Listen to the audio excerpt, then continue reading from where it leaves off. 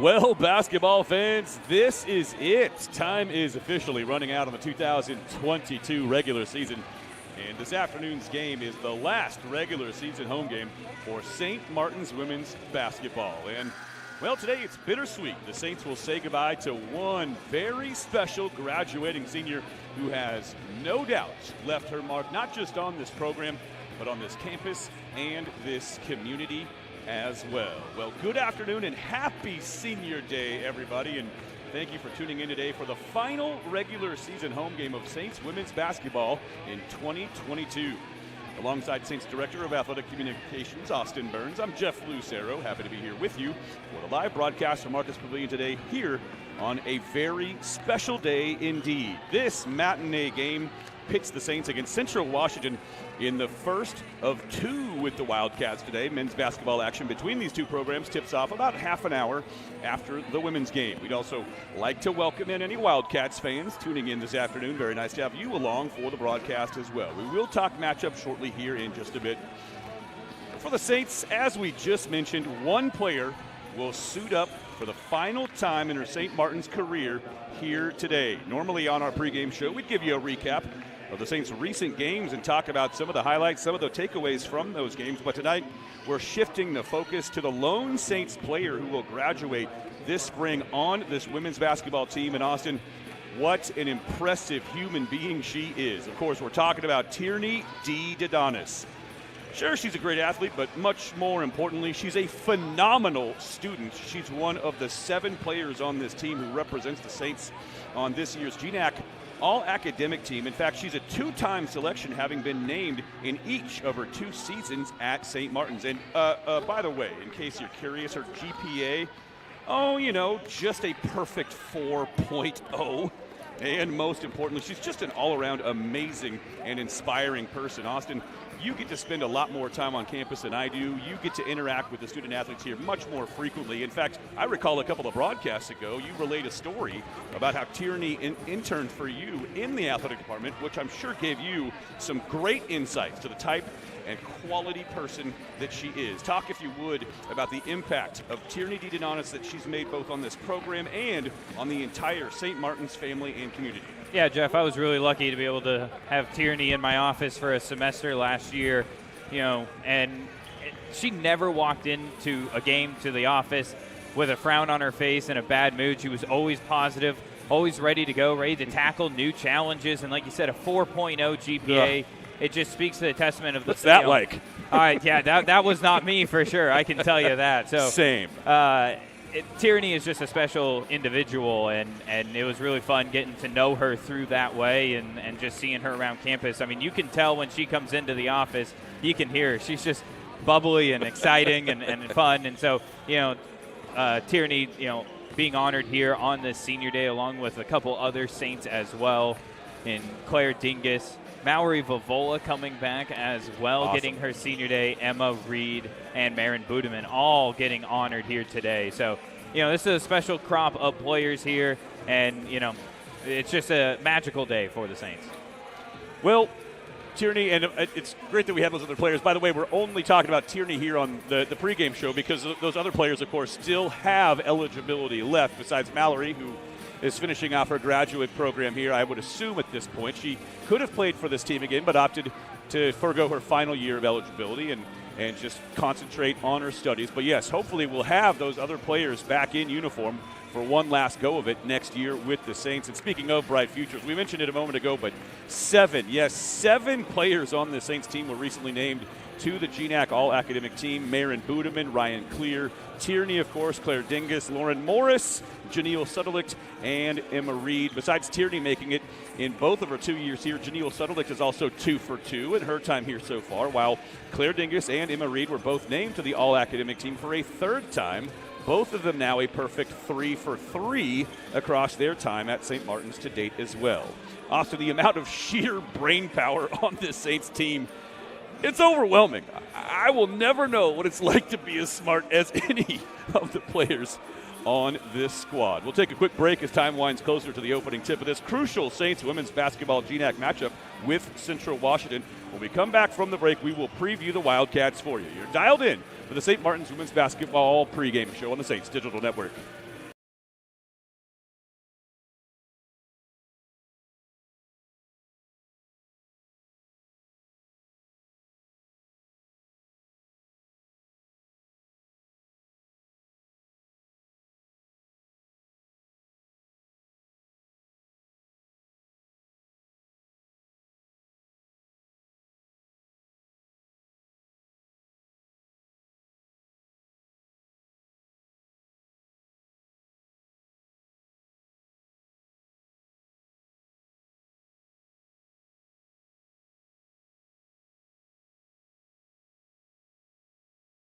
And welcome back into the St. Martin's Women's Basketball pregame show, and it is time for a quick look at tonight's opponent for the Saints. The Wildcats enter tonight's game with an overall record of 17-6. They're 10-4 in conference play. Depending on which poll you look at, they are ranked second in the most recent standard NCAA D2 regional rankings, and number five in the West region in the SID rankings. The Wildcats are not an especially deep team. There are teams in the GNAC who don't have a single player who averages 30 minutes per game. Well, every single starter on this Wildcats team averages at least 30 minutes per game. But when you've got a starting five like these, who needs a bench, especially when you consider the offensive firepower that Wildcats head coach Randy Richardson Thornley can call upon in the form of one of the most devastating trios, not just in the GNAC, not just in the West region, but in all of D2 women's basketball across the country. When you look at the numbers for Cassidy Malcolm, Kiza Maltizo, and Sam Bowman, you just sit and stare in awe, because between them they're averaging 54 points per game. Malcolm and Maltizo are the top two scorers in the GNAC, both of whom are averaging right around 19 points per game. And Sam Bowman, well, one full season ago, she was the third leading rebounder on her team. This year, she's the leading rebounder in the entire nation, and she's doing it by a comfortable margin. The next highest rebounder is about a rebound and a half behind her national best, 15.8 boards per game. We'll dive into those numbers a little deeper later on in the broadcast. And, she also averages 16 points per game, good for fifth in the GNAC. So 3 of the top 5 scorers in this league are in this starting lineup. No big deal. And speaking of comfortable margins, this team also boasts the best three-point shooter in the conference in the aforementioned Cassidy Malcolm, who's averaging a sparkling 44% from three. No one else in the league shoots better than 38% from distance. Overall, they're averaging about 75.5 points per game, shooting 43% from the floor, 34% from three, and a league-high 76% at the foul line. So, Austin, it's not much of a secret at this point. Central's three-headed Hydra is one of the best in the nation without question. Perhaps the best. They are an absolute wrecking ball, a nightmare-inducing matchup impossibility. Heck, I woke up screaming last night, worrying about the damage they could potentially do inside Marcus Pavilion this afternoon. What in the absolute world can the Saints do to slow them down? It's difficult. I mean, not many teams have been able to figure that out. In my opinion, I think Central Washington is the most dangerous team in a tournament setting because it is hard to game plan on a short rest against them. But for St. Martin's, what they're going to have to do is they're going to have to slow the game down. Central Washington wants to get out and run and put points up on the board. That's what happened in Ellensburg, and they had a massive performance from Ryan Clear, I think 26 points at halftime, and they were still down by almost 10 to the Wildcats at half. So Central Washington loves to run and gun. They dominate the boards. They do a lot of things right. Their defense isn't one of their key strengths, but when you score as much as they do, that makes up for a lot what you can do on the defensive end. So for St. Martin's, they have to slow the game down, get their tempo, their will on the game, and then just try and keep it within about 5 going into that fourth quarter, and then it's anyone's game at that point. Austin, I know you got to get down to the floor to get set up for Senior Day festivities here. We've got a lot of players to honor all of a sudden. It's not just Tierney Didonis. We'll get into that a little bit later on. We've got some late-breaking developments for this St. Martin's women's basketball future. We'll at some point tell you a little bit more about that, I'm sure. Austin, get on downstairs. And folks, we're going to step away too until the senior festivities get set to go. We'll take an extended break here before tip-off, but keep it right here. Senior Day festivities coming up in just a few moments.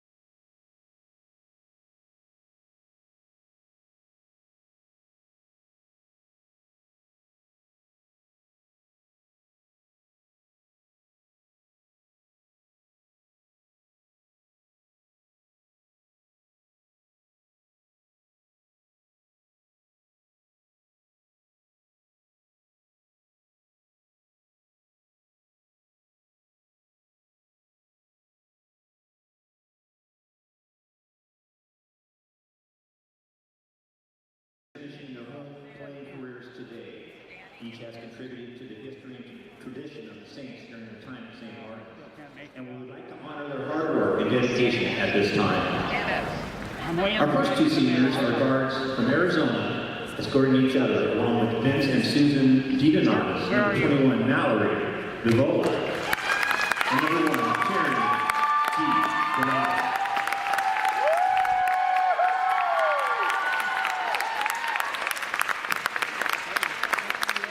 Vivola played 37 games over 2 seasons for the Saints, scoring 216 points and grabbing 79 rebounds.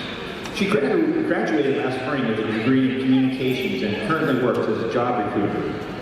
Tyranny has played 62 games for the SMU over 3 seasons, scoring 692 points and collecting 214 assists and 53 steals.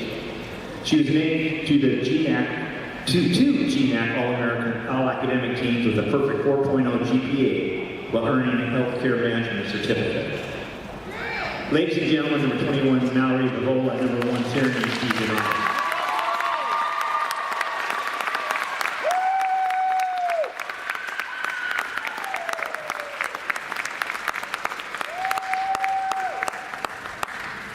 Our next senior is a guard from Greenwood Village, Colorado, being escorted by her parents, Kevin and Amy, number 3, Emma Reed. Emma played 33 games over 4 seasons for the Saints, scoring 20 points and grabbing 10 rebounds. Reed was named to the GMAC All-Academic Team 3 times, including the 2019 St. Martin's Bar recipient. Emma will be graduating with a degree in business administration with hopes to attend law school. All those goddamn noises. Ladies and gentlemen, number 3, Emma Reed.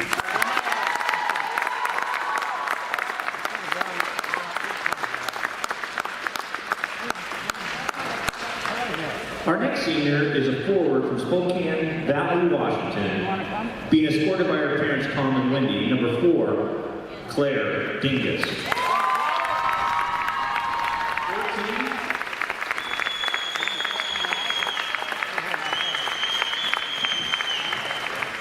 Claire has appeared in 9 games for the Saints over 4 seasons, scoring 1,304 points, grabbing 752 rebounds, and 168 steals. Claire has recorded a double-double in 23 games. She was the first Saint in the program to be named an NC2A All-American, earning the honors last season after averaging a double-double on the year. She was named to 3 GMAC All-Academic teams and will be graduating with a degree in accounting. Claire plans to return to St. Martin's to work on her master's in accounting next year. Ladies and gentlemen, number 14, Claire Dingus.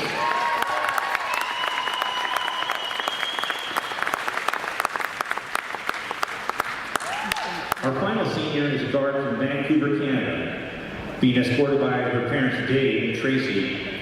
Number 25, Maren Butterman.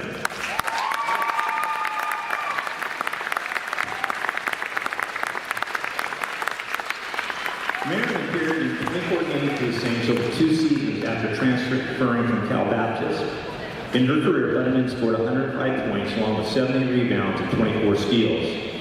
She was named to the GMAC All-Academic Team in 2022. Maren will be graduating with a degree in biology and plans to apply for medical school this summer. Ladies and gentlemen, number 25, Maren Butterman.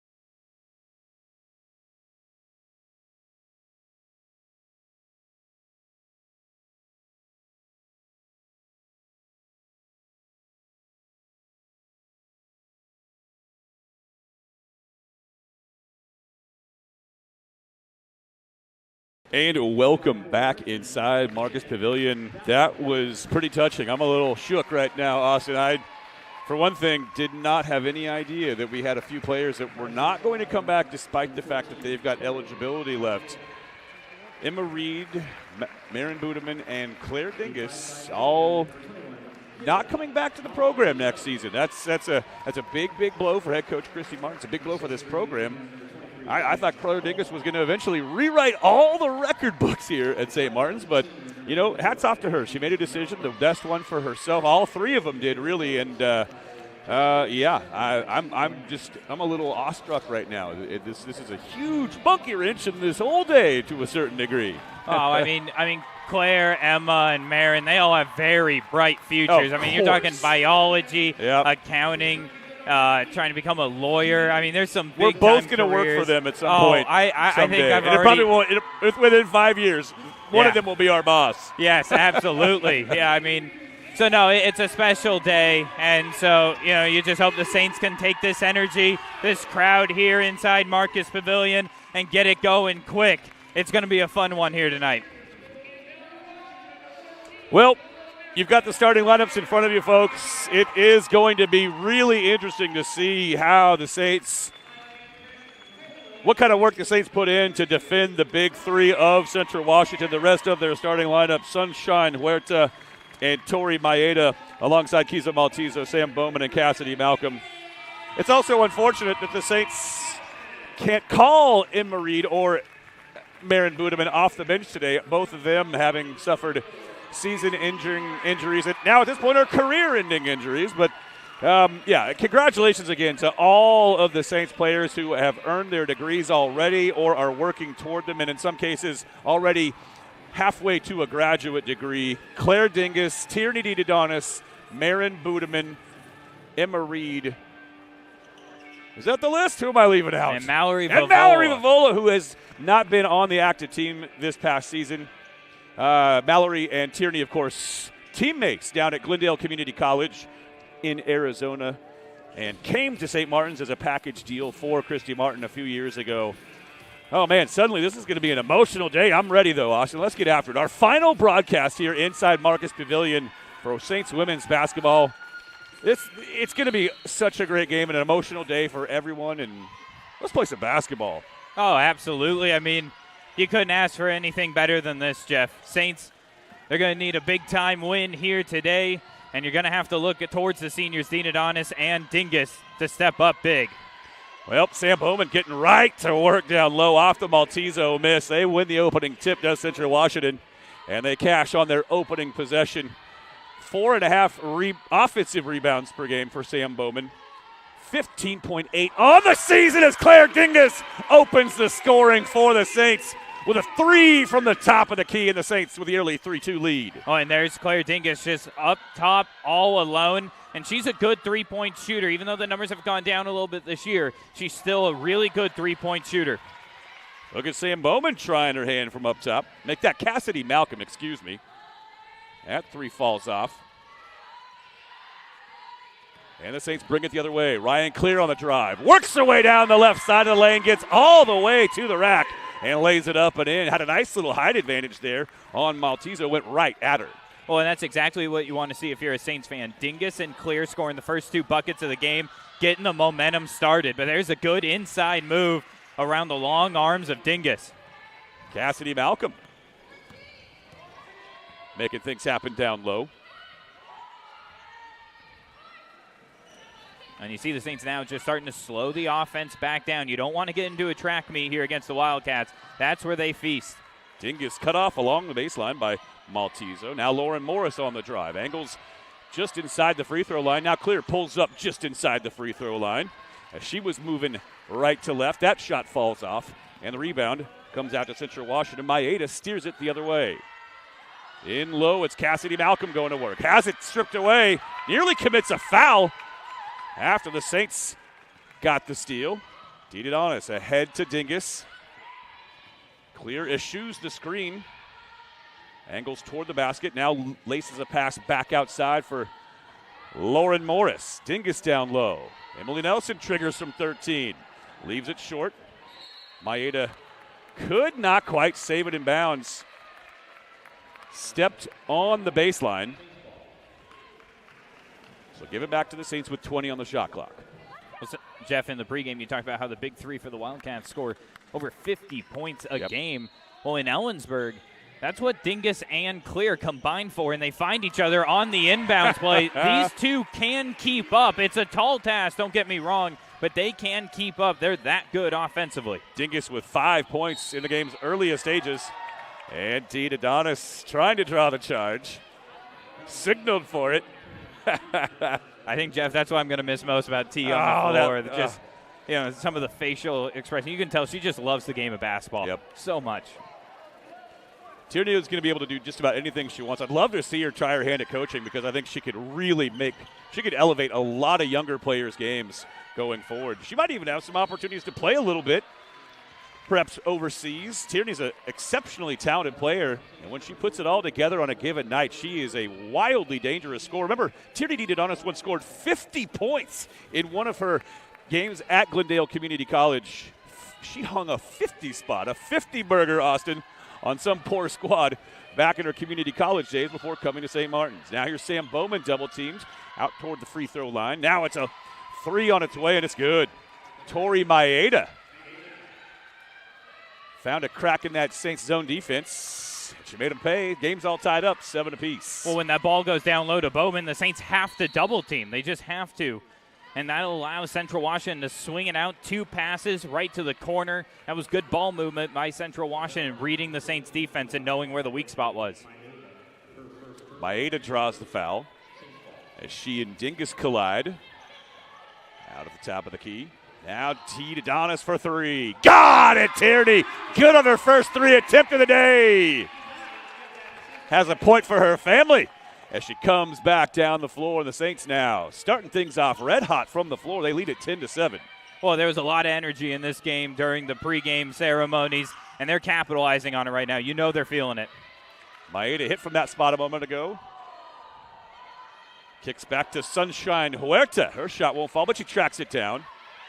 Now Maltezo with a wide open look at a 3. Well, too strong. And the Saints cover up and bring it the other way. Didi Donis bounces a pass down low. Anticipated perfectly by Kiza Maltezo. Make it Sunshine Huerta on the steal. As she got back on D. She's now here on the near side. Moves it right to left, up and around and through the paint. Now kicks it back outside to Maltezo, who drives. Pulls up from 7 feet. No good. Back tap winds up with Dingus. After it, on the floor, she's fouled. We will head the other way, and let's hope that Maltezo's okay. She's a little shaken up beneath the basket. She banged her. She's clutching at her elbow.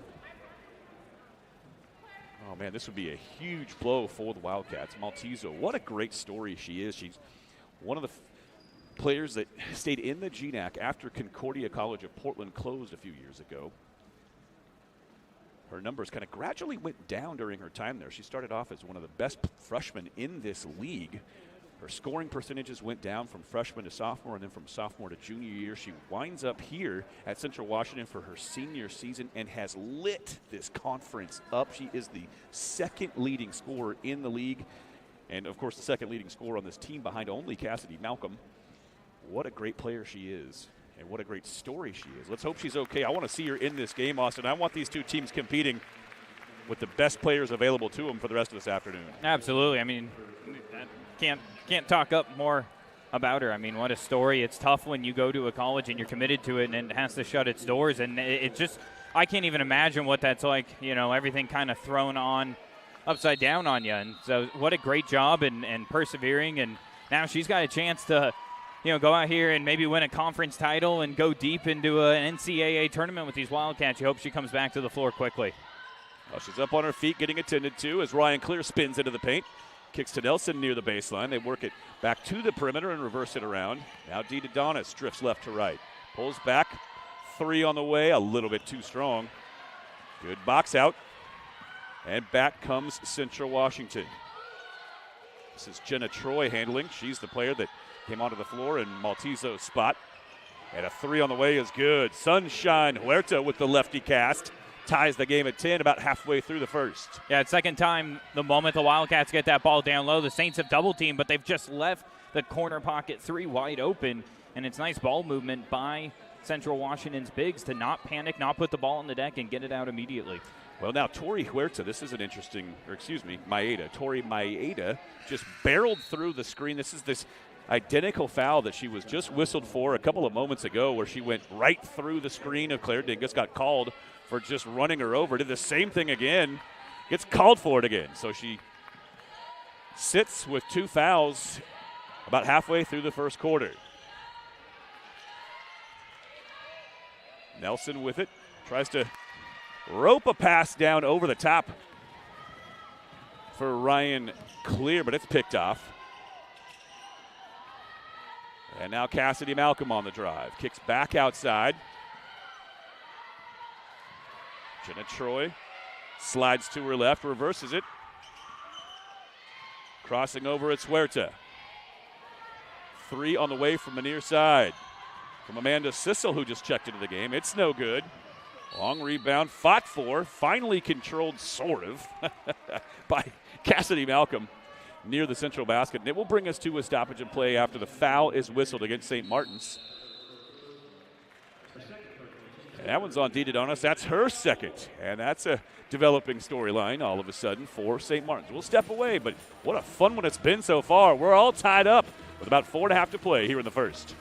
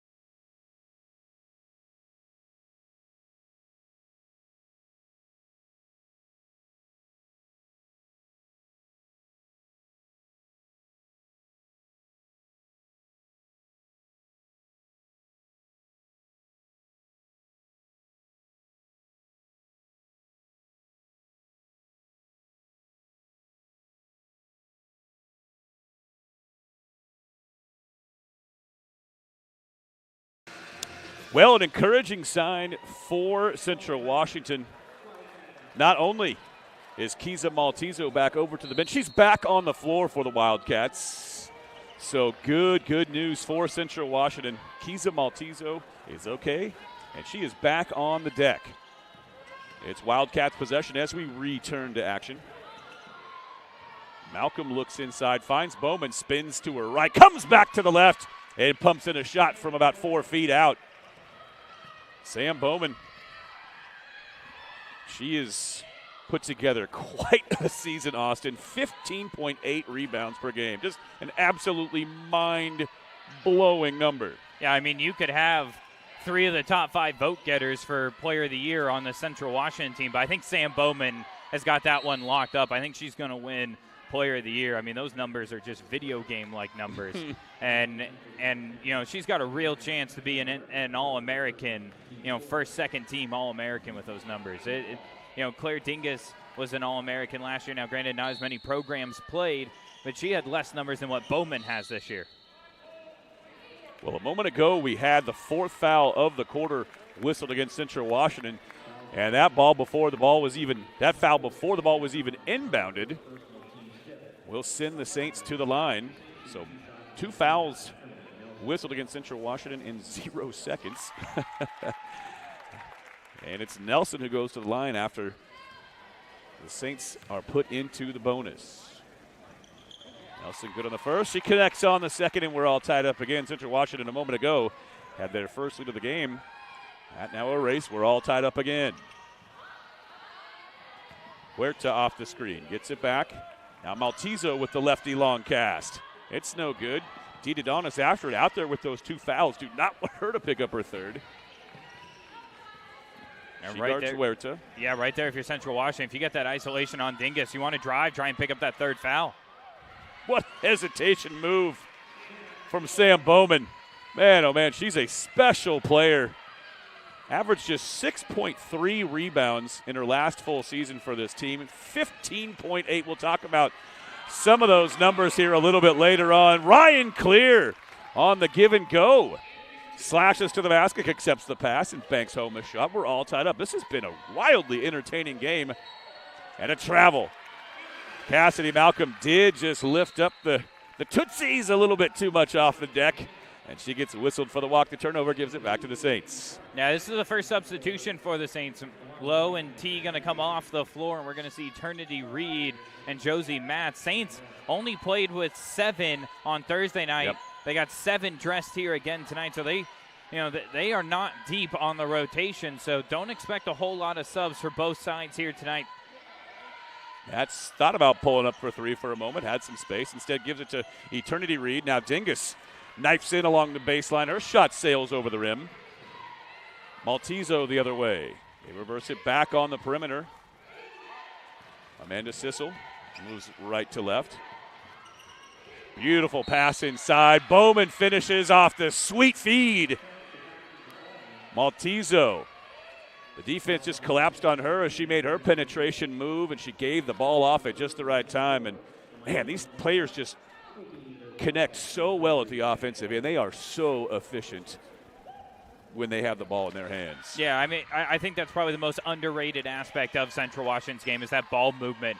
It frees up so many different lanes to the basket. They're an unselfish team, despite having 3 players who, could garner all conference, all region awards. They play unselfishly. They know they're going to get their points and their dues, but they're working together as a team. Clear on the drive, pulls up from 12 feet. That shot angles off. Maltezo pushes ahead for Huerta. They trap her near the scorer's table. He's able to get it away. Maltezo will kick back outside, and Bowman will try a 3. That one does bound out. Josie Max hauls down the glass. She'll push the other way. Drifts to her left, now toward the baseline. Picks up her dribble, needs help. Finds Dingus. Chrissy Martin calls out the set. It's a Horns look. Eternity Reed drifts to her right. 9 on the shot clock for Josie Matz. Emily Nelson down low. Shot clock at 1. Gets it off and in. Well, the Saints wrung the shot clock for all it was worth there. Wrung out every last drop, but in the end, cash it home. Back within 1 with a minute to play in the first. Well, and talk about 2 great interior post players in Nelson and Bowman. And that's a matchup to watch all night. Those 2 are going to fight for every inch, but there's one from deep. Kiza Maltezo, what a special player, and looks like she is showing no ill effects whatsoever from that spill she took beneath the Wildcats basket a few minutes ago. She drained that 3, dead eye. Eternity Reed on the drive. Slams into Bowman down low. Bowman holds her ground, and it's an offensive foul going against Eternity Reed and St. Martin's. Shot clock a few seconds behind the game clock, so the Saints might get possession one last time here in the quarter.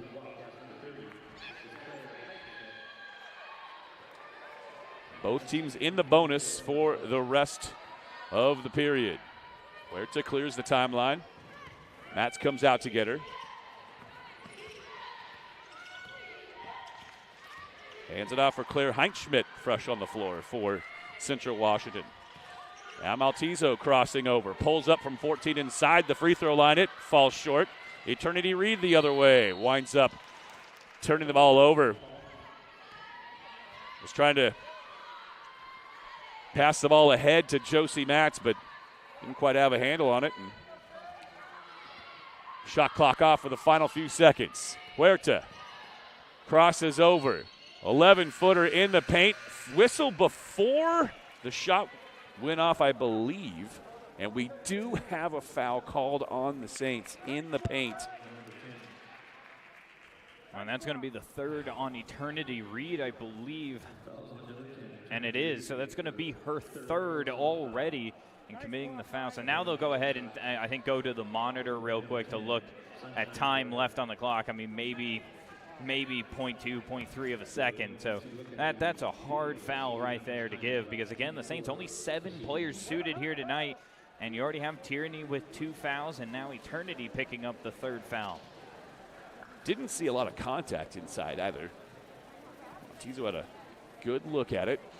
Shot did fall off, so she'll be shooting 2. Well, Austin, let's just keep it right here for a moment. There's only going to be a little bit of time left. Let's talk a little bit more about what it means next year for the St. Martin's basketball team going forward. Just for a moment. We'll talk about this throughout the broadcast and certainly in the post game as well. But no Claire Dingus next year, no Emma Reed, no Maren Budeman. That's astonishing news all of a sudden coming out of St. Martin's women's basketball today.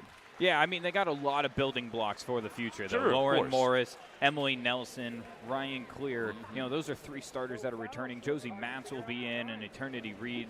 You know, your first 2 players off the bench tonight. So the Saints will be bringing back a lot of experience to build around. And Jeff, I mean, love it or hate it, you know, this is now the style of college basketball, the transfer portal. You can go right into the transfer portal and start taking a look at what you need to build around, what you need to replace.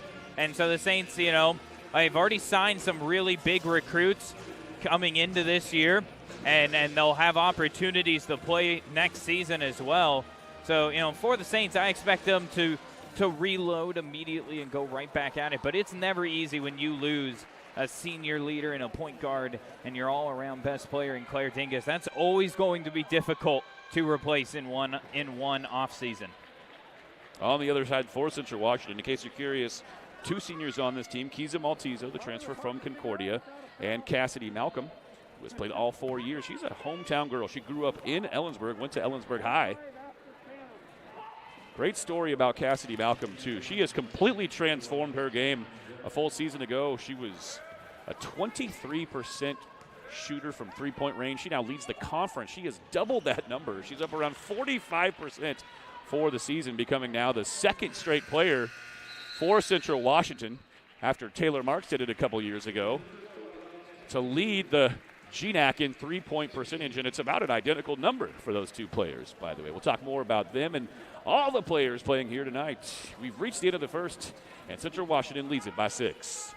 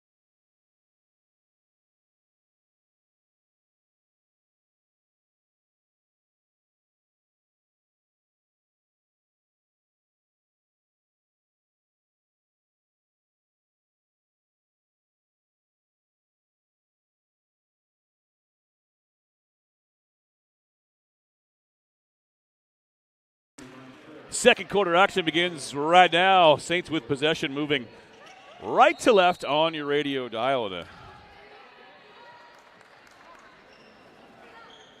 an odd call whistle against Sunshine Huerta. That is the 3rd time already in this game that someone's tried to truck Claire Dingus and gotten called for a foul moving through the screen that she was setting. Dingus steps back and into a 3. No good. The ball falls off and into the hands of Sam Bowman. Make it Claire Heinschmidt. She handles here. Pump fakes, drives, kicks.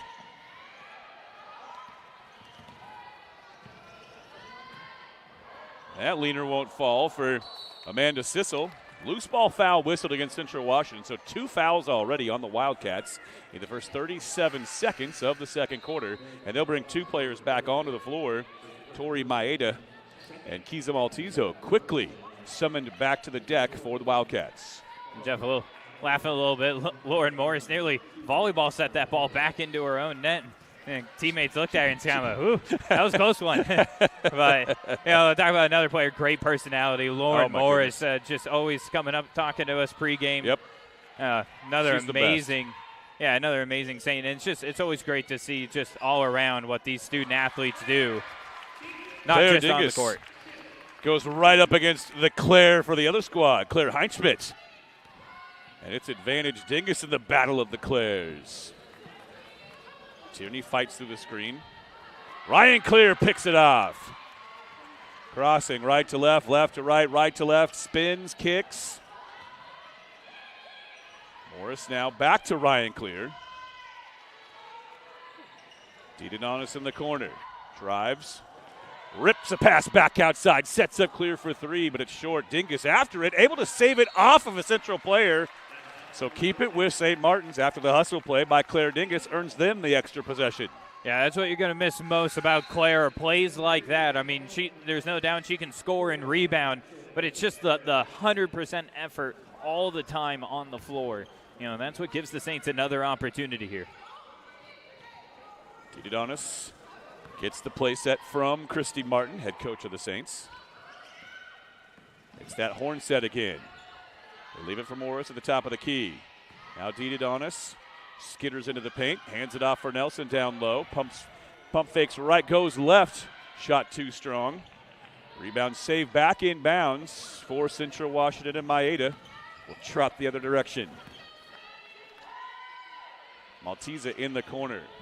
Moves to her left in front of the Saints bench. Claire Dingus switches on her. They look down low, try to work it into Cassidy Malcolm's hands, but that pass way too strong. I don't know if Brett Reed could have handled the velocity on that pass. Man, looks like a little bit of smoke coming off the ball there. Got a good men's basketball matchup coming for you right after this one, folks. Remember, these were our final two broadcasts of the season inside Marcus Pavilion. GDAC championships will be held here, but Austin and I have other responsibilities for those. You will be in the hands of others for the broadcast for the GNAC tournaments. Dingus's three from the near side corner won't go. Maeda moving down the right side of the floor. Reverse it back for Maltizo. Rolls around the screen, pulls up from about 13 feet just outside the lane. And the lefty mid-range jumper goes for Kiza Maltizo. Could not be much happier for that kid. Just sort of cut adrift by the closure of Concordia, but found the perfect home. What a find for Randy Richardson. Pass down low for Morris, able to gather it. Kicks back outside for Clear, but called for the 3-second lane violation. That pass just led her a little too far under the basket, and she got hemmed in and could not get the ball out in time. 6-point game. A little under 7 minutes to play here in the first half. Maeda off the Bowman screen. Bowman looks inside. A couple of jab steps, then defers. Maeda spins away from Didonis, gives it back to Bowman, who kicks all the way back outside for Cassidy Malcolm. Now Maltiza will try for three. She's banged a couple of shots already in this game. That one falls off. And here comes Lauren Morris. Crosses over, spins, leaves it for the cutter, Emily Nelson, who goes with the lefty layup to finish. And the Saints back within 24-20. Fine looking offensive set for the Saints on that one. Yeah, and Emily Nelson, nice job running the floor, getting right to the middle. And then there, I was about to say some good defense, but just at the last second. Well, the crowd in front of us doesn't like it. I didn't much care for it myself, but you know, what are you going to do? Sam Bowman at the line.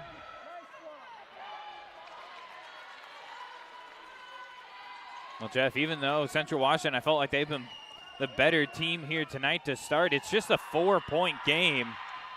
And, you know, this momentum here in the second half really slowing the tempo down. The Wildcats have not been able to get out to that rush offense that they so much enjoy. And the Saints have just kind of starting to establish their own here. Didonis outraces everyone, but basically the entire Central Washington team that time. Waits for her teammates. Good patience on her part to set up Clear. And she'll pull up from 12 feet and knock that one home. But now the Saints back within 2. Back-to-back buckets for the Saints. Yeah, exactly the momentum you need. And Clear's just getting that done right in the middle of the lane, just pulling up. That's her bread and butter. Huerta making Maeda back outside. And a loose ball foul whistled against Central Washington. And the momentum continues to build back in the St. Martin's direction as Bowman is called going over the top on Emily Nelson. Saints shooting the ball well, 47% from the floor to start, 8 for 17, 2 for 5 from 3. More or less holding their own in the glass. Central Washington +3 for now. Didadonis patiently surveying. They find Nelson in the high post. Dingus flashes through the lane. They instead work it back outside for Didadonis, who rolls off a Nelson screen. Gets it back from Didadonis. Could not finish. That one would have tied it. Now Maeda ahead to Maltizo. Morris retreats quickly. Shuts her down for the moment. Now Cassidy Malcolm spins on Ryan Clear. Sort of a leaner won't go. Tough angle on that one. Good defense from Clear thwarts Malcolm's efforts. And Tierney Didadonis works it the other way. Now Lauren Morris for 3. Got it! And the Saints reclaim the lead at 25-24. Didadonis has a couple of assists during this run. And Lauren Morris a couple of steps behind the three-point line. Sizes it up and knocks it down. Well, she's been doing all on the defense and the rebounding there. Gets her first shot of the game, but the Wildcats answering right back. What a special player, Kiza Maltizo. Man, oh man. She can really, really play. It's the last time we'll see her in the regular season anyway in Marcus Pavilion. She's got games ahead of her here in the GNAC tournament. Good pass inside from Emily Nelson, but it's knocked away by the Wildcats, and it ought to bring us to a stoppage of play, and it will. So 3:50 to play. Very entertaining game. High-octane offense for either team. 27-25 with 3:50 to play in the first.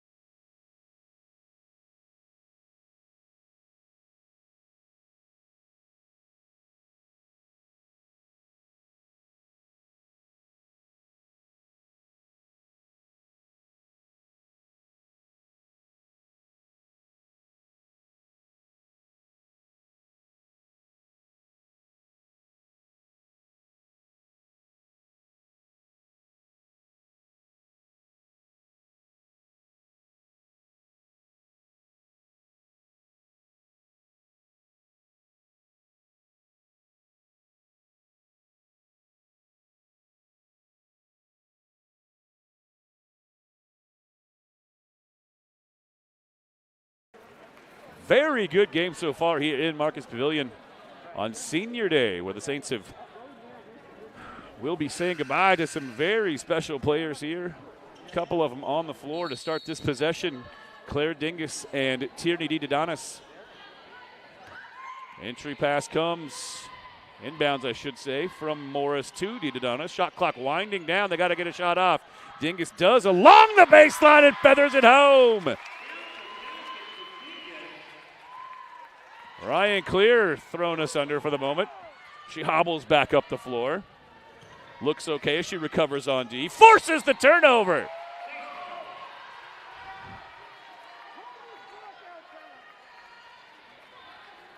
St. Martin's playing with a lot of purpose here this afternoon. Yeah, and what a nice job by the Saints not panicking at the end of the shot clock. I said they needed to slow this game down. That's what they're doing, getting late into the shot clock and not panicking. And Emily Nelson, her pass to Dingus just missed on that first try, but second try right there, baseline, easy basket. Saints getting a nice job inside passing, and there it is again. Dingus now back-to-back buckets. That time posted up, had the mismatch, took advantage, and the Saints regained the lead. Maltezo at the other end, high off the glass to tie it. Kiza Maltezo has had the answer every single time so far for the Wildcats. Yeah, this is going back and forth, and Jeff, this is what makes me so excited about the GNAC. This is why I think it's the best conference in all of the country for D2 women's basketball, because you have the Saints who, there's no doubt about it, have been struggling this year, and Central Washington, who's one of the top teams in the region, and we're tied at 29, about to be 2 minutes out from halftime. I mean, the conference tournament's going to be fun. Cannot wait. Didadonis drives as the shot clock is winding down. Leaves the runner short, but Nelson cleans it up. Sticks the putback, and the Saints back up by 2 with 2:20 to play in the first. Well, Emily Nelson, what a job she's done, having to go against one of the best players in the country in Bowman, and she's still getting it done on the offensive end with 8 points here tonight. Spin move, and Malcolm's shot is woefully off the mark. Morris drifts toward the Wildcats bench, hands it off for Didadonis. They reverse it back for Nelson, out near the top of the key. Now Ryan Clear enters again for Nelson. She faces up. Pass over the top, tries to set up Morris. But a double team, even triple team, collapses on her, and Wildcats take it away. Yeah, just a little too set up. Wildcats had enough time to get that help side defense in place to come over on the takeaway. Sam Bowman wants to drive on Nelson. That is it. I'm sorry, that's just not a good call at all. There was no contact there. None whatsoever. I cannot believe that call. I always try to hold my tongue with the referees. I can't do it just now, Austin. I'm sorry, but I cannot. There was no contact whatsoever. Bowman beat Nelson to the bucket. Well, now for the Saints, though, this is where you're going to have to put Nelson on the bench for the final minute 30. And she's been, in my opinion, the best player on the floor tonight for the Saints. Everything she's done offensively. And this is getting the student section up and going here, starting to get some momentum back here. Energy inside Marcus Pavilion. Well, Bowman missed her first 3 free throws. Missed that one as well. Sam Bowman 0 for 4 from the line to start this game. She does so many things well. Again, the nation's leading rebounder, 15.8 per game. She is a special player, but has been unlucky from the line so far. Now Clear on the drive. Floater won't go. A little bit too strong, and quickly here pops Maltezo the other way, but the Saints get back on D. Facing up and driving and finishing. Cassidy Malcolm went right at Ryan Clear and ties the game again. A minute to play, 31 all. Yeah, she's been the quiet of the big three here tonight. Only 4 points, but coming up big right there to tie this game up. Didadonis wisely backs it out. Doesn't want to take on Bowman. Giving up all that height and length. Now Clear with the pump fake. Runs into Maltezo. Now pumps up a 3. It's short, but Morris there to clean things up. That won't go either. Shot clock and game clock, about 3 seconds difference here. 20 on the shot clock is Maeda. Signals for a play. Looks to her right, finds Huerta. Now in the corner, it's Malcolm. Maeda looking inside for Bowman, instead reverses it. Gets it back. Now it's Cassidy Malcolm down low. What's the call here? Wave off the basket. Could have gone with either the offensive foul or the travel there. Yeah, I think the Wildcats got lucky with that one, but now 4 seconds left. You got 3 dribbles. Didadonis crosses the timeline, pulls up from 3 on the runner. It banks off the glass, and it brings us to the halftime break. But we started tied. We finished our first 20 minutes tied, 31 all, as we head into halftime. Folks, we'll take an extended break here on the broadcast, but please rejoin us in about 12 minutes time for a look back at first half stats and a look ahead to second half action on Senior Day between the Saints and the Wildcats on the St. Martin's Digital Network.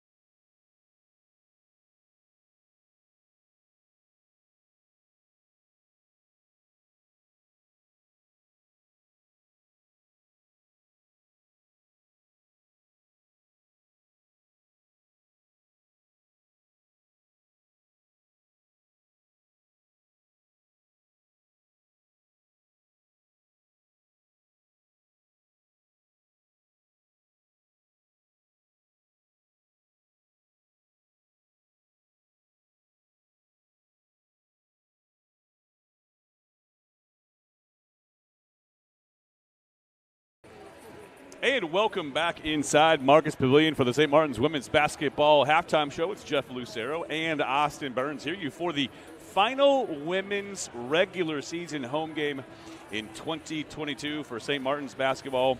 Senior day here inside the pavilion. And a couple of players who were honored earlier today, Claire Dingus and Tierney Didonis. And it's Claire Dingus so far who leads the Saints in scoring. She's got 11 points.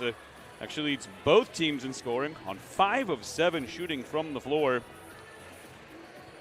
Overall, you can pretty much take one quick look at these numbers and see why this game is all knotted up. Both teams shooting 46% from the floor. Both teams have connected.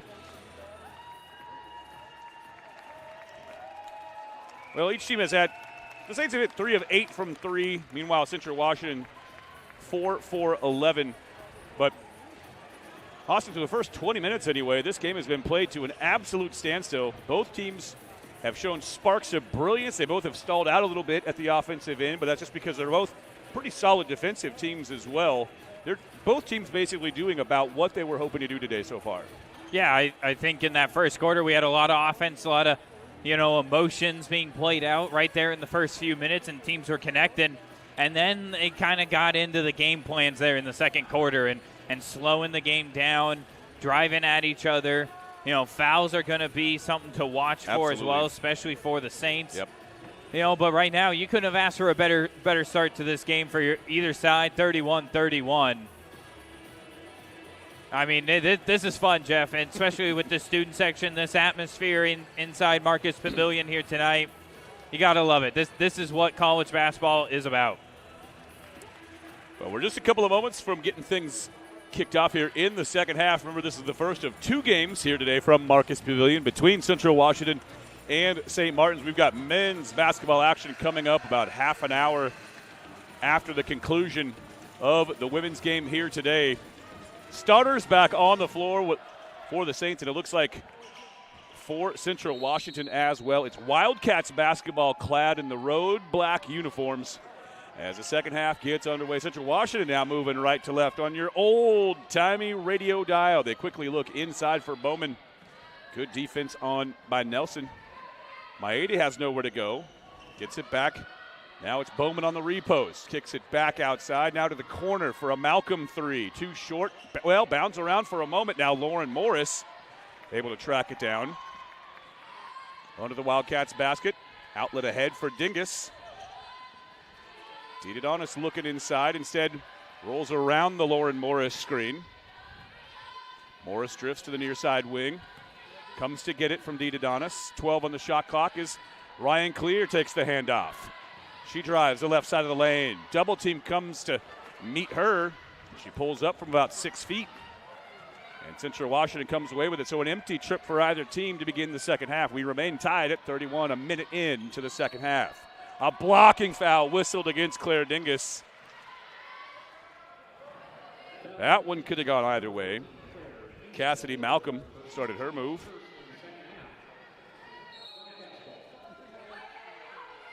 Right off the inbounds. Wide open look. No one went out to mark Sunshine Huerta. Had all day to cast that shot, but could not connect. Now it's Morris at the other end for 3. And that one bangs off the back iron, same as Huertas did a moment ago at the other end. So 2 empty trips for either team, and another blocking foul whistled against the Saints. This one going against Emily Nelson, and that's going to be her 3rd foul. Oh my, so 2 quick fouls on the Saints in the first minute and 20 seconds here. So the referees getting together and talk things over. They're going to reverse the call. What do they possibly have to talk about? They are calling it on Emily Nelson. Yeah, that's a tough break if you're St. Martin's. And now if you're Christy Martin, you're going to have to try and get strategic here with your lineup with Reed. Reed would usually be the first one probably put back in here, but with her 3 fouls, Josie Matz is going to have to come on. So the Saints are going to play small. Well, and Emily Nelson might have stayed out there, but she was kind of favoring a foot there, it looked like, too. So she got a little dinged up in the process of drawing that foul. And right off the inbound, Sam Bowman takes immediate advantage of the absence of Emily Nelson on the floor, goes right at the smaller defender, and scores our first points of the second half. Now Dingus from the top of the key. That three rolls out, a whistle away from the action as Clear and Maltezo go spilling to the floor. And this one going against Central Washington. That's on Maltezo, her second, the first of the quarter on the Wildcats. So some physicality starting to reveal itself here in the second frame.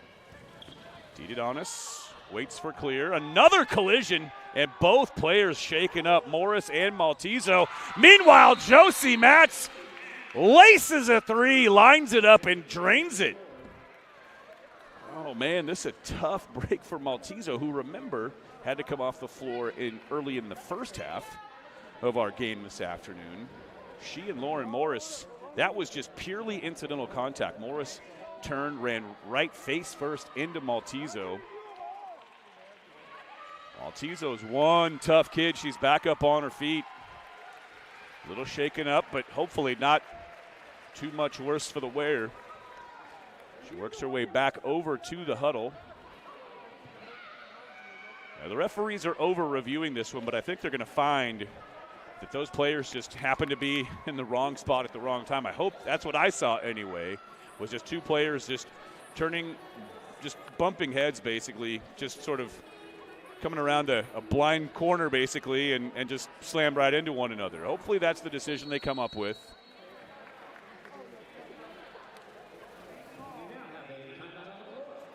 And now going to a timeout as well. So, Jeff, let's just keep it here. Sure, why not? Let's do it. Talk. But, again, this is exactly what you want if you were Christy Martin and her staff. The Saints, we obviously had very high expectations for them this year. They 9-2, with one of their only losses being the number one team in the country. They were nationally ranked for the first time in program history. And then kind of when COVID started creeping in and this team just started having injuries and COVID, the rotations, got really limited and the possibilities for the Saints kind of shrunk. And, the Saints have had to navigate through that. And it's been a tough stretch when you have to play in a conference where they could potentially send 5 teams to a regional.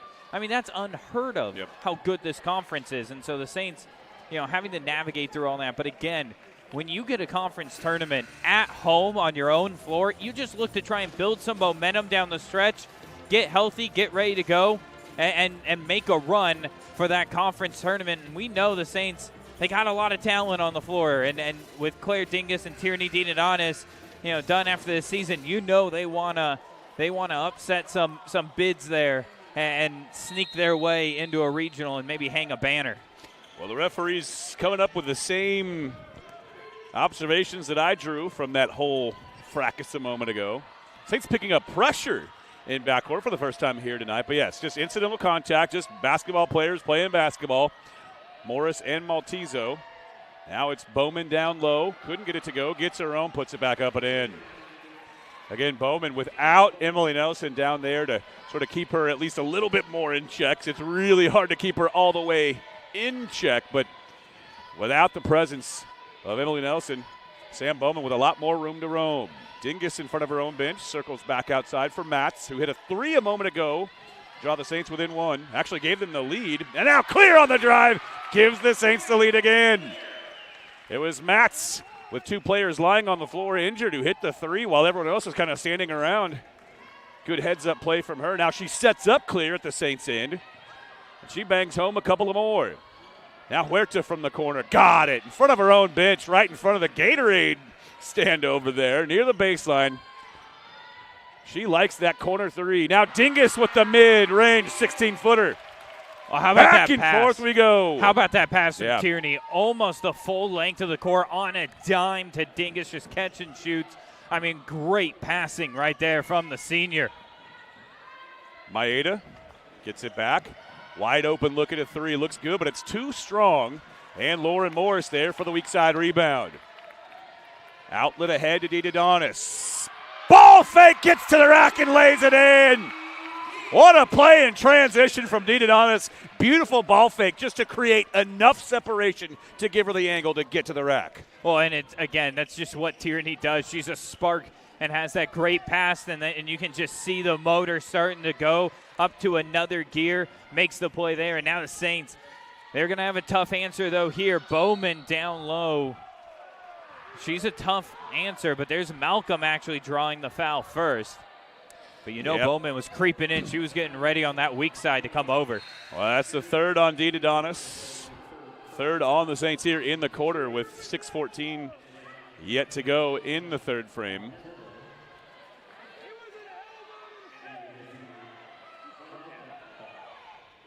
Look for a second. Like Malcolm thought she was going to the line, but there was definitely no active shooting involved with that foul. Oh, Matt's tried to jump Huerta, rip it away. Now she does. Oh, but Huerta gets it back. Over to Malcolm. She'll try for three. That one rims off, and Morris another defensive rebound. Matt steers it ahead. Finds DeDonis. Transition. Three on the way, and she drains it. Dead-eye Tierney DeDonis. And the Saints with their biggest lead of the game at 43-38. A couple of transition hoops on the last couple of possessions, both from the senior Tierney D. Yeah, and Tierney, right when they crossed over the midline, she was calling for that ball. She wanted it immediately, knew she had the angle, but there's Central Washington again, doing what they've done all night, answering right back every time the Saints land a good punch. There's one in return. Oh, man, Maltezo has had the answer each and about every time tonight. She has hit all the big shots, but Dingus at the other end. Another mid-range jumper here on the near side from Claire Dingus. And her number is really starting to pile up. Give her 15 on the game. Best for either team. Now Malcolm faces up. Her mid-range response won't go. Dingus on the leak out. Slams on the brakes, waits for her teammates, and the Saints will run their stuff. They reverse it for DeDonis. She'll step back for three. Leaves it just a little bit short. And Bowman tracks down the rebound. Well, I like what the Saints are doing right now in offense. They're just catching and shooting. They're staying in a flow right now and not getting stagnant. But again, remember we talked about the Saints wanted to drive that clock down on the Wildcats. Now, here in the second half, they're making the adjustments to go a little bit quicker. Maeda's three. Make it Huerta's three, excuse me. Sorry about that, Central fans. That will not go. The ball rolls out of bounds, and it brings us to a stoppage in play. 45-41. We've got such a good ball game brewing here in Marcus Pavilion this afternoon.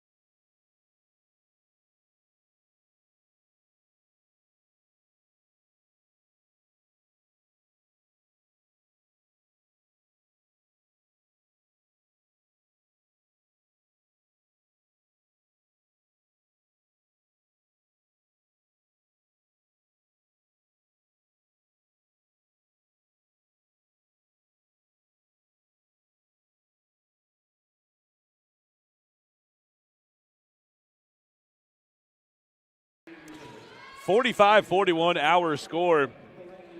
Both teams got off to a little bit of a sluggish start. We had empty trips for a couple of trips up and down the floor to start this half, but everything is ticked up a notch or several here over the last several possessions here of the third quarter.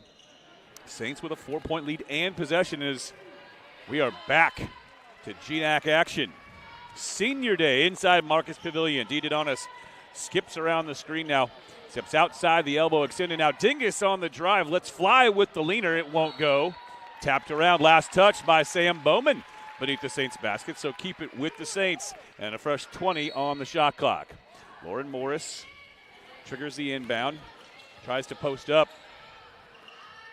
So they reverse it back for Ryan Clear, who crosses over on Huerta.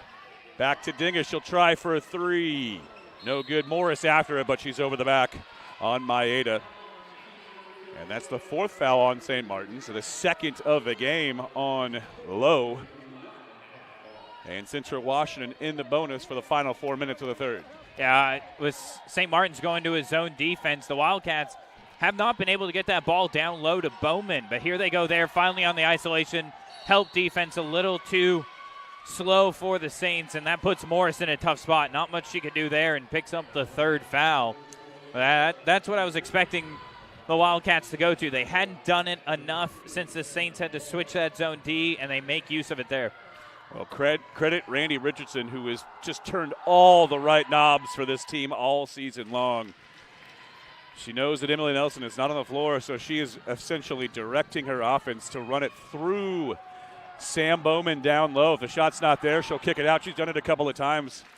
Those 3 attempts have all come when she's been in the post with the ball, but kicked back outside for a 3-point shooter. The rest of the time, though, she's been rolling to the rack and making hay down low without a true post presence on the floor for the Saints. Now Dee Donis works her way to the corner. She'll try for 3. It's a little bit too strong, and here comes Maltezo out with it. Reverses it for Huerta. Now Maeda in front of her own bench. Now 1-3-1 zone with Claire at the top. Switch things back for Huerta. Now Malcolm, skip pass over the top. Maltezo, 3 on its way, and it's good. Kiza Maltezo is an utterly spectacular basketball talent. So many clutch shots for this team. Now Dingus, can she answer? It's off the right side of the rim. Central Washington has regained the lead at 46-45, under 3 to play in the 3rd. Bowman bluffs it a 3. Matz bites but kicks back outside. Maltezo nearly falling out of bounds, gets it down low for Bowman. It goes right into the chest of Morris, who does not want to pick up a 4th foul. Basically had to let that one fall.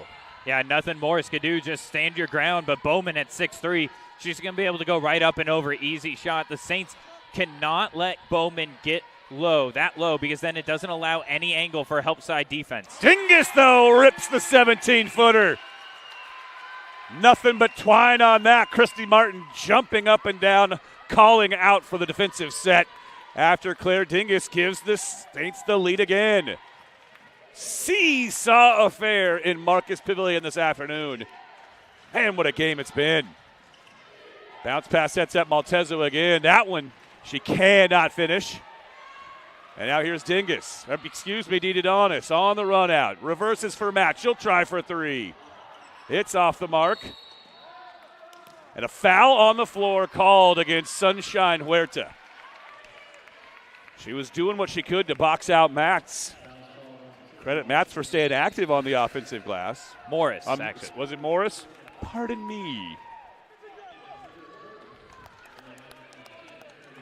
Well, for the Saints, I thought it was going to be tough sledding when Emily Nelson picked up that foul. I thought Central Washington was going to be able to do almost anything they want down low with Bowman. But, St. Martin's, they've been playing almost a little bit even better without Nelson on the floor, which is hard to say because Nelson was on fire. But there's Ryan Clear just spinning right around the defender, knowing there's no help side D, and just an easy basket, and the Saints back on top. Yeah, Ryan Clear's wanted to go to that mismatch throughout the afternoon. That time it worked. Went to the left hand, laid it in, and she's in double figures as well. Sam Bowman rolls a shot home. Sam Bowman really starting to put it together. She's now at 19 points and 9 rebounds in this game for Central Washington. Now Dingus for 3 the other way. Off the feed from Tierney D. Dee Donis, another assist. Claire Dingus, another 3. And she's got a game-high 20 points, and the lead goes right back to the Saints with under a minute to play in the 3rd. Well, Dingus always steps up in the clutch. The games they need it the most. And here she is again just coming in, and this is a battle between 2 of the best players in the conference, in Bowman and Dingus. Just blow for blow, just answering right back. This is such a good game. Maltezo Finds Malcolm. They look for Bowman down low. Double team collapses, so she kicks to the corner. 3 on its way, and of course it's good. It's just been that kind of game. This time it's Tori Maeda sizing it up and knocking it down, but credit Sam Bowman for kicking it out when the double team collapsed under that time. Exactly, Jeff. I mean, Bowman, the moment she caught that ball, she knew she had to swing out because she knew she had that defender right there on her hip, that second defender.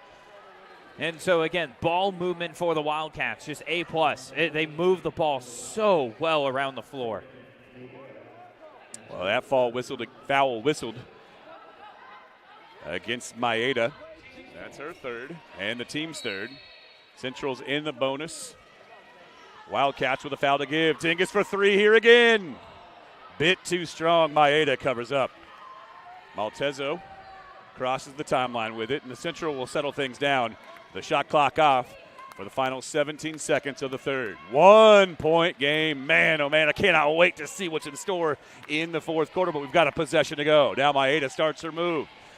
Crosses over. Now Maltezo on the drive after a beautiful pump fake to burn Ryan clear. Gets to the glass, lays it in, and now Deeded on us from half court. Bangs off the glass, and we will head to the fourth quarter. 30 minutes down, 10 yet to play in what has been an absolutely spectacular basketball game between Central Washington and St. Martin's here on Senior Day.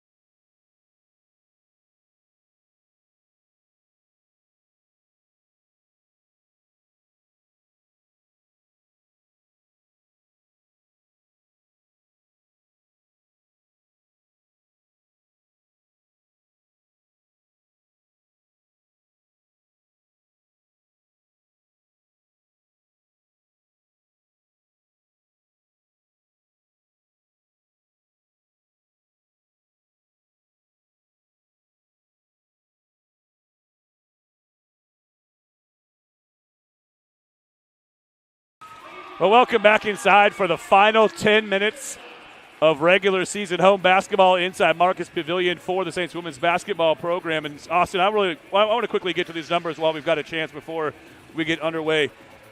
I want to put some of these numbers for Sam Bowman on the glass in perspective. Remember, she's averaging 15.8 for the season per game. The next best player in the conference, 7.9. She is literally doubling that figure.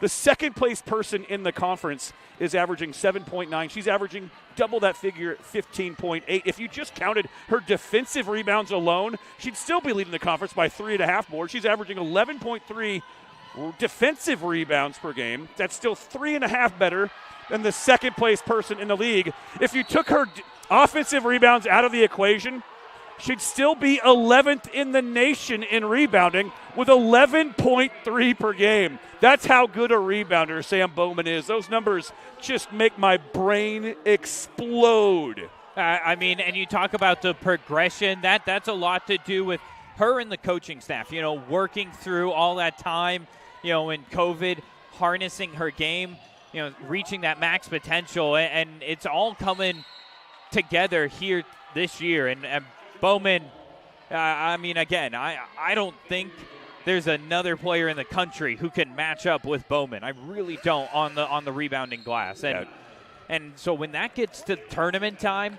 and you have to face a team who has a big who can just clear the glass like nobody else, it is so hard to try and fight against that. And then you couple it with some great outside scoring ability.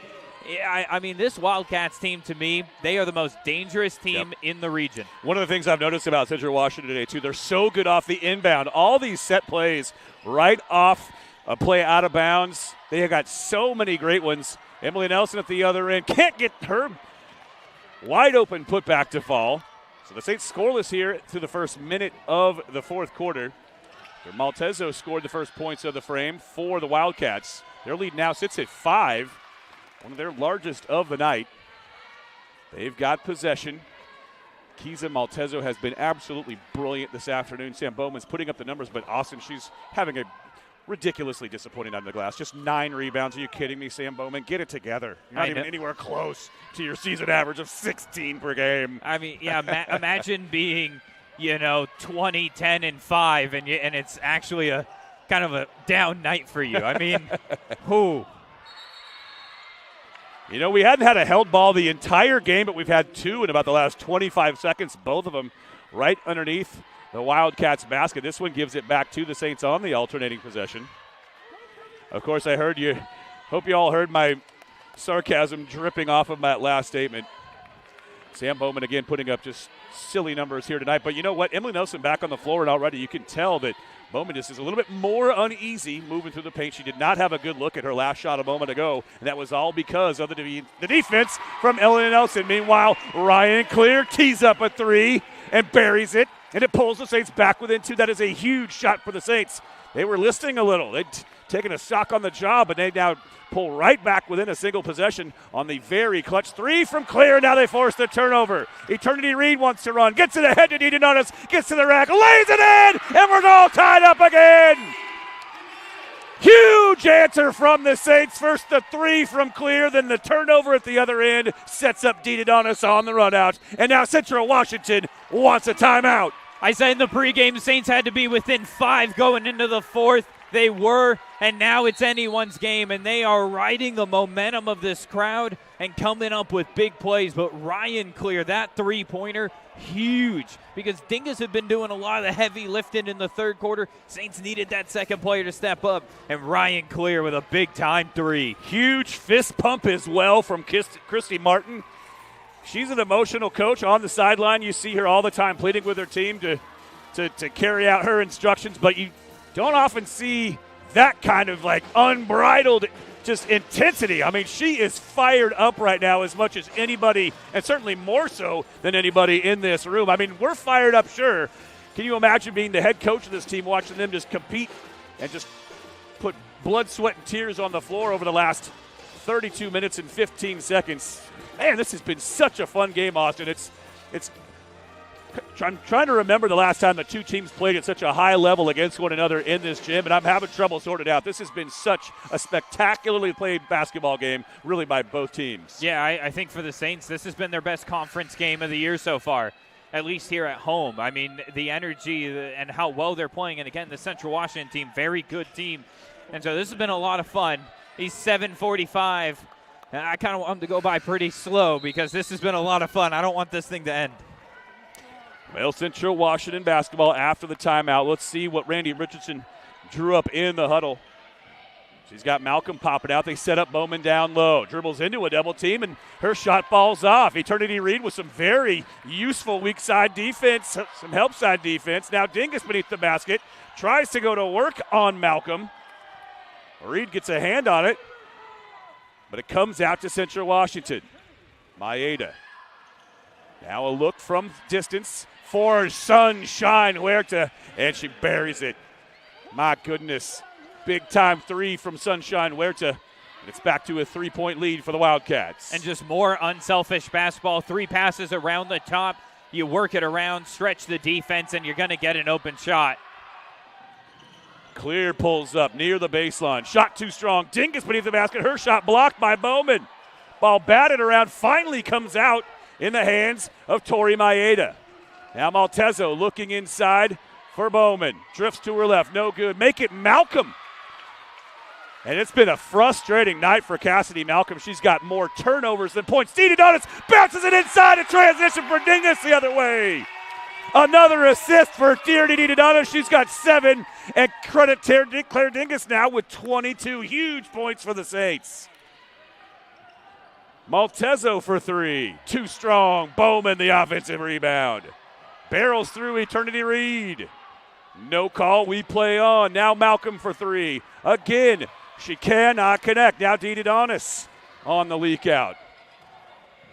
Calls for Dingus to come get it. And an offensive foul whistled against Emily Nelson. Setting the illegal screen. And that's her 4th. A second of the quarter on the Saints. Nelson stays on the floor for now anyway. It's Eternity Reed coming off in place of Lauren Morris. I don't think you can take Nelson off. I mean, you're just going to have to trust her not to pick up that final foul. Oh, and a technical foul now called. And it's called on Claire Dingus. That's going to be her second personal and the team's third. Well, some magic words uttered somewhere, someplace, as Dingus is actually all the way over near the trainer's table, about 50 feet away from the Saints bench, but something was said. We don't know what. We can't hear much through these headsets, and much to the delight of this partisan St. Martin's crowd, Cassidy Malcolm cannot connect on the first of the two technical free throws. Malcolm is such a good player, but it has just not been her day so far. She's good on the second, but that gives Malcolm just 5 points. She's 2 for 10 from the floor, 0 for 4 from 3, and she has a team-high 5 turnovers. Actually, Central's only committed 8 of them on the afternoon, according to the stats, and 5 of them have been credited to Cassidy Malcolm. The leading scorer in the conference has been completely muted by this St. Martin's defense. But other players have certainly more than stepped up, and here's one of them, Kiza Maltezo on the drive.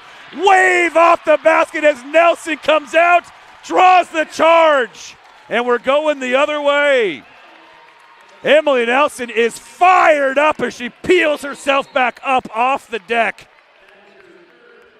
Maltezo tagged with her third, the first of the period on Central Washington. That is a mammoth call going away in favor of St. Martin's. I lost my breath there for a bit, Jeff, not going to lie. That is a gutsy play to make with 4 fouls. The color drained from your face. Oh, it did. And, Emily you're pretty Nelson, pasty as it is. Yeah, I am. And so, wow, what a play. This game, it's got it all. Ryan Clear beneath the basket. And we're all tied up again, 61 apiece. 5.5 minutes to play. Look at the fall away floater from Clear to tie the game. Clutch shots for Clear down the stretch as well. Dingus back on the floor. Malcolm still can't get it to fall, but the Saints can't keep it from trickling out of bounds off their hands. Well, Clear just took her eye off it for a second. Every Central player was already on their way back down to the defensive end of the floor. They get to retreat back. 20 seconds on the shot clock. Maeda to inbound. And this is where they've been lethal on these inbound plays. Maltezo gets it. Now Dingus switches on her. Maltezo with another offensive foul! This time it's Tierney Dididana standing her ground just outside the restricted area. Back-to-back offensive fouls called on Maltezo. She's up to 4 now in the game. And that's 2 on Central in the fourth. Well, and Saints have an opportunity here. You got to go right at Maltezo and try and get her that 5th foul. Here's Clear, guarded by Maeda. And she's able to work it home. There could have been a foul called there on Bowman. There wasn't. Clear fights through the traffic and scores inside and gives the Saints back the lead at 63-61. Huge buckets for Ryan Clear here in the fourth quarter, Austin. Well, she's stepping up. She had a quiet second and third quarter, but here she goes again. I mean, and this is what Ryan Clear does. I mean, it doesn't matter if she's maybe 2 of 10 from the floor. I'm always going to trust Clear.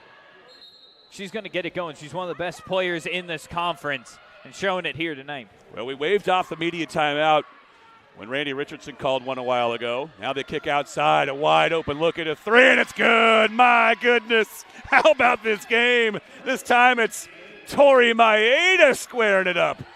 And Central Washington goes back on top by 1. Dididana slips off the screen. Now Clear. Eyeball, steps back, will try for 3. Oh, it just does rim off. And Bowman, another rebound for Central Washington. Yeah, it was a great rebound there. But I thought that ball was in for Clear. That one just missed. Bowman flashes toward the paint, but pushed off the spot by Nelson. Doesn't have position at all. Kicks to the corner. Malcolm with the head fake. Sealed off by Clear. Gets it back. A jab step. Under 10 on the shot clock. Now starts her drive. Hoists a shot up.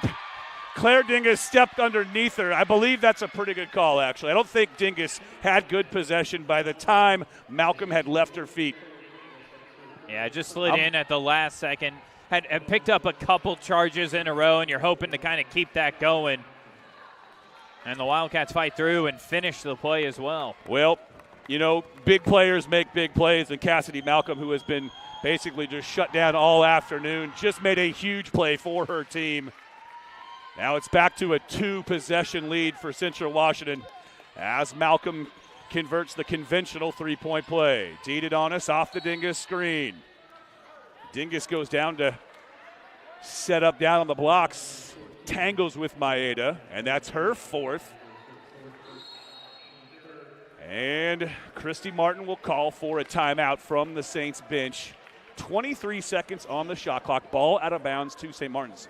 If this is at 30, we're certainly going to keep it here. Austin, holy smokes.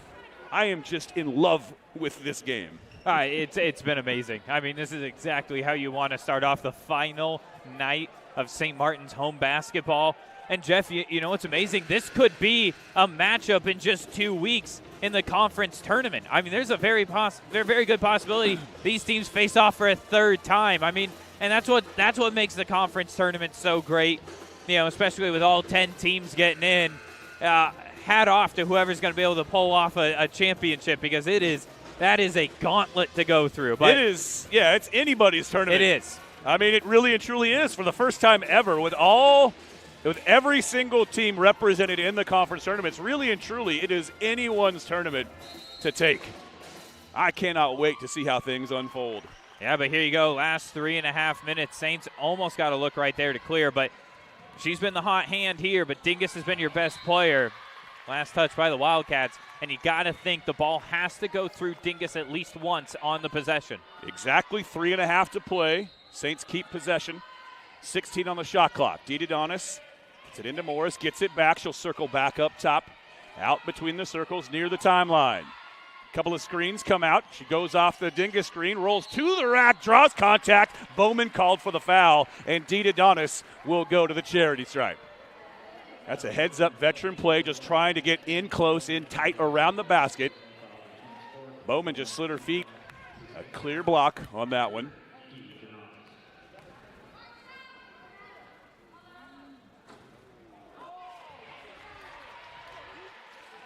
Saints have only been to the line once all night. It was Emily Nelson knocking home a couple of free throws very early in this game. These are the first free throws for the Saints in a very long stretch of basketball. Didadonis good on the second after misfiring on the first. It's back to a 1-possession game. Central with that 3-point lead and possession. Yeah, I think Central's going to try and get that ball down low to Bowman. There it is on the block. Kicks it back. Now a 3 from Huerta, and she drains it. My goodness. Sunshine Huerta loves that spot. Wouldn't surprise me at all, Austin, to find her sleeping on the floor in that spot later on tonight. She just loves it. She lives right there, and she has hurt the Saints there time and again. Meanwhile, Ryan Clear slips through everyone. How did she find a crack in that Central Washington defense? Well, she did so. Much needed points for the Saints. Remains a 2-possession game. Bowman will try for 3. That bounds out. A strong rebound pulled down by Lauren Morris. Laces an outlet ahead. Now it's Dingus in transition. Rolls it in off the feed from Didadonis. Assist number 8 from Tierney. And points 23 and 24 for Claire. And we're back to a 2-point game. You could not ask for more. On senior day between these two teams. What a game we have been treated to. I mean, just the transition passing for the Saints there. Didadonis has done it a couple of times. When she loads up that one arm and slings it, you know it's going to be on the money. It's almost like a quarterback just gearing up for that long throw. And right on the money to Dingus. Who, a nice adjustment, too, because that pass took her all the way right to the end line. And she just swung around the basket, up and in. So 70-68 our score. A quick reset on some foul trouble issues. Both Maeda and Maltizo have 4 fouls apiece for Central Washington. 4 fouls for Emily Nelson, but 4 other players with 3 apiece. Didadonis, Dingus, Morris, and Reed all have 3 fouls as well. 70 to 68 hour score, 2:18 to play. Central Washington with possession as we return to action. Run a little modified weave up top. They reverse it back for Maltezo. Gets to the baseline. Fires a pass along the baseline. They set up Huerta from the top of the key. That's not her spot at all. Air ball. Rebound tapped out into the hands of Morris, and the Saints bring it the other way. Lauren Morris calls for Didadonis. She comes to get it. Now Didadonis moves to her left. Finds clear. Eyeballs. Angles toward the paint. Loses control. She's tied up. And a timeout called by Christy Martin wisely as the Saints nearly coughed it up. Ryan Clear a little slow to get up. Let's hope she's okay. I mean, all these players, Austin, of course, are banged up one way or another. You don't get to this spot in the season without suffering, the physical ups and downs that a college basketball season will bring. Oh, my gosh. The energy in this room this afternoon, Austin, it's almost like these two teams were just saving their very best for the very last. Yeah, absolutely. I think everybody knows you want to hit your stride coming down the stretch. Everybody understands what's on the table here in Lacey in 2 weeks. This very day in 2 weeks, we will be crowning a GNAC champion. This has got the feel of a GNAC title game, though. I mean, wow. Everything has been going right for both squads. Whoever comes out a winner here tonight, this is going to be a big one. Clear takes the inbound. And a whistle away from the ball. It's going against Tori Maeda, and if it is, she's fouled out. I think that's it.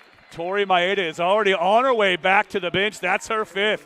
She has been Dairy Queened, DQ'd, disqualified. She'll be a spectator like the rest of us for the final minute and 38 seconds of regulation. And by the way, foul number 5 whistled against Central here in the quarter. And that sends Dingus to the line for the double bonus. Whistles the first, up and good. A game-high 25 in what could be the final regular season in Marcus Pavilion for Claire Dingus. I'm going to hold out some hope, Austin, with a year of eligibility left, that she just has a change of heart and wants to come back and play one more season for the Saints. I'm going to hold that hope. I'm going to carry that torch and hold that candle until the Saints lace them up for the first time next season. Tied up here in Marcus Pavilion, under a minute and a half to play. They look inside for Bowman. Faces up on Nelson. Finds the cutter along the baseline. Her first action of the second half. And Jenna Troy, beautiful move. Now Ryan Clear in front of her own bench for 3. No good. Offensive rebound, Emily Nelson. But she travels with the basketball, making a move beneath the basket. And the turnover gives it back to Central Washington with a minute to play. Yeah, Saints are now going to go with a press defense. But again, it was Bowman. She set up low on the block. They double-teamed her. She put it back out. Comes up, gets that double team, that opened the backdoor cut. We'll see if Central tries to go with that same look. Bowman going on the near side, low block. That was just a brilliant play call from Randy Richardson. No one was expecting Jenna Troy to be the one that they called there. They dial her up, and she knocks it down. Now Malcolm spins to her right. Fouled by Lauren Morris, and that's her 4th. As Cassidy Malcolm spills to the floor. Bodied by Morris. 37 seconds left. Cassidy Malcolm with an opportunity to make it a 2-possession game. Got to make the first, though. Sizes it up, lets it fly, good. She's been money down the stretch here. It's not easy when you've had a rough shooting day right at the end to have to come up clutch at the line. Yep. Makes it that much more impressive, and she knocks the second down as well. The Saints call the timeout. They'll advance the basketball and inbound from near their own bench. It's a 30-second timeout, Austin. So the Saints are going to inbound in their half of the floor. Obviously, we've talked about this. Claire Dingus has been the Saints' best player on the night. They've had a couple of other players really play well. As Ryan Clear's got 19, she's been absolutely just unstoppable in the fourth quarter. She did misfire on that last three-point attempt from the corner. You got to think, though, that the offense is going to run through one or the other of those two players here on this next possession. Yeah, and I think you don't have to go for threes yet. You can still play this for a 2, and I think you got to get a driving look for Dingus or Clear towards the basket on this look. So for me, I think you're going to see a horn set, have Emily Nelson set a screen, try and roll Dingus off around it. Dean Adonis probably rolls around that screen and fires back towards Dingus, have her try and get going towards the basket. Both teams over the limit, both shooting 2 free throws the rest of the way. They work it down to Clear, but she bounces the ball off her foot, out of bounds, goes right back to Central Washington. Randy Richardson will call timeout, and they will advance the basketball in all likelihood. Oh, I like what the Saints drew up there, Austin. They had Dean Adonis throw a perfect pass beneath the basket to Clear. She had the size mismatch. She just went to the deck with it. Her foot was just happened to be underneath her. She bounces it off her foot, and then the Saints turn it over. Yeah, everything I said, the Saints just streamlined it and went straight off the inbound pass. And so, I mean, it was a good look. Great pass from Dean Adonis. Just couldn't get a handle on it. But now 36 seconds. If you're the Saints, you get maybe about 5 to 10 seconds, I think, to try and get a trap in the corner. But the moment that ball comes out, you got to foul. You can't play this one straight up. So I think you got 5 to 10 seconds for that steal. Yeah. And you got one of the best players in the country at that, in Claire Dingus. She's going to stay right there at the top and just kind of play that free safety ball hawk and look for her to try and come away here. That was just the 9th turnover on the afternoon for the Saints. They had 25 in their last outing. That's a tough Dean one right Adonis there. gets the foul, and that'll send Maltezo to the line. Yeah, Saints got exactly what they wanted, a guard in the corner with nowhere to go. There was nobody around, too, to try and get that ball out to. Maltezo. The lefty free throw is off the mark. It's still a 2-possession game. On the make, Nelson and Morris will check in for the Saints, but it falls off and Dingus covers up. It remains a 4-point game. Officials blow the whistle. I don't quite know what's going on. Christy Martin. Yeah, I think it was an stormed incidental whistle. Yeah. Incidental whistle, which hurts the Saints. They had it on an outlet there. So now they're going to, I think anticipating a timeout, but the Saints wanted to go quick on it. So now with 30, they're going to put 2 seconds back on the clock. So 33.7, down by 4. Saints, again, I don't think you're looking for a 3. You're still looking for that 2. Well, they've had that mismatch with Clear.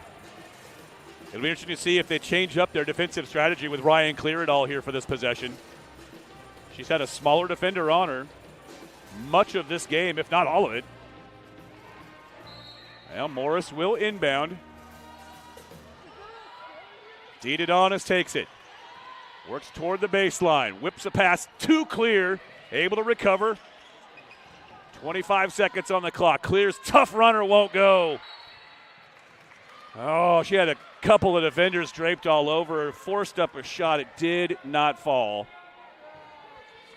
I think that's going to be the 5th foul on Tierney Dean Adonis. I think that's what the... No. Dingus draws her 4th. So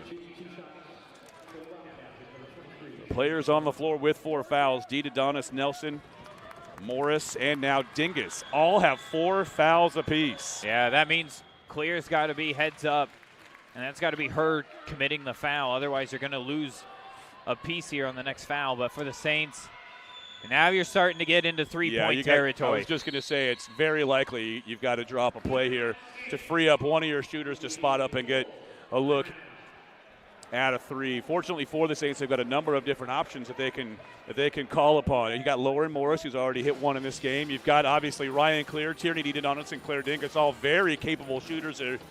Any of those players can make a 3 of the players that will likely be on the floor once the Saints break the huddle. Yeah, Saints love running a play out of the inbound where the inbounder is actually going to be the player getting that shot off, where they'll inbound and then sneak towards the corner. So they'll inbound towards the top of the key and then sneak back towards the corner. That ball comes right back to them. Quick firing 3. And I think Tierney DeDonis, she's been inbounding the ball the last few plays. I think you trust her right now. If she has a clear look to the basket, if someone has a wide open lane, you're going to take that. You want to put points on the board right now. Saints 7 of 22 from 3 in this game. Tierney's 2 for 7. Claire Dingus 2 for 6. Ryan Clear 1 for 5. 1 for 2 for Lauren Morris. And Josie Matz has also knocked down a 3. I don't think we'll see Josie Matz on the floor. Yeah, Austin, I'm with you. I think they're going to try to figure out a way to create some space on the perimeter for Tierney DeDonis, put it in the senior's hands, and live or die with that decision. 6-point game, 20 seconds. I expect Tierney DeDonis to get off a 3. Dingus gets the ball. They've got to go quickly. Here's DeDonis. Bumps it a fake. Now an off-balance 3 on its way. Off the back iron, covered up by Central Washington. 10 to play. And finally the foul is called in backcourt with 9 seconds. Whistled against Lauren Morris. Well, DeDonis didn't get much space there. Had to settle for a shot, sort of falling away from the basket. Yeah, credit Central Washington. They had 2 great defensive stands there on those last plays. I don't think the Saints got the looks that they wanted by any means. A tough shot for Clear down on the baseline, and then a kind of a step-back three-pointer from DeDonis. So Central Washington coming up at the end with that defense. But, wow, what a game this one was. It really was. It was a special, special way to wind down the home portion of the regular season for St. Martin's. DeDonis already with some emotions on her sleeve, races the floor, will step back, time winding down. Will the Saints get a final shot off? They won't. The ball falls out of bounds. There's a second left on the clock, so they do have a time for a final shot. But Central Washington came in here, played a very, very good basketball game, even without a strong performance from one of their very best players, Cassidy Malcolm. They're going to get a hard-earned, much-deserved victory here on the road in front of a hostile crowd. DeDonis takes the inbound, will fire up one final 3 and drain it. Tierney DeDonis. Well, there's a little exclamation point on the home portion of Tierney DeDonis' St. Martin's career. That one will count, and it will give DeDonis 14 points on the night. Austin, she finishes with 8 assists, and most importantly of all, not a single turnover in this game. An 8-0 assist to turnover margin. That is something Christy Martin will love to see. Of course, she'd trade it all in. She would take 8 turnovers and no assists if the score came out 78-73 in favor of the Saints. But at any rate, 78-73 is our final score. Folks, we're going to hear from Christy Martin here in just a moment. She's already on her way up top here. We'll just keep it here because Coach is already rolling in to talk with us. So the St. Martin's women's basketball postgame show begins right now.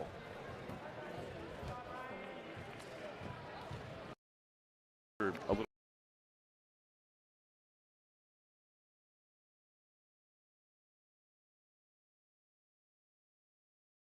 78-73 hours final score here inside Marcus Pavilion on Senior Day. We are joined by head coach Christy Martin. Coach, that was a spectacular basketball game. I know you guys wanted a different result, obviously, but your team fought every single second for that entire game.